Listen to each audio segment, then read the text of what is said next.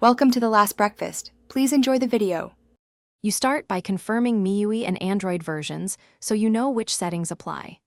Next, turn off battery saver and enable background activity and auto start for the affected app. This prevents aggressive kill.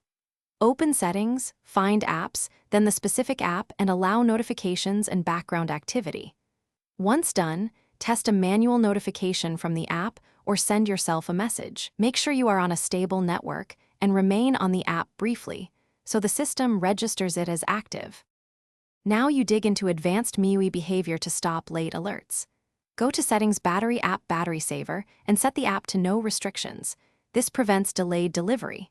Then open Security or Permissions Center and ensure Auto Start and Background Permission are enabled. MIUI can override Android defaults.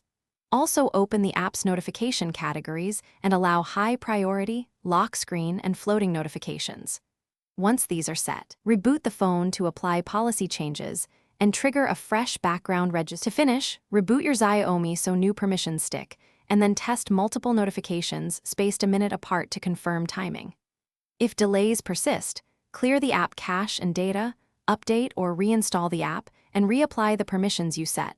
This often resolves corrupt states.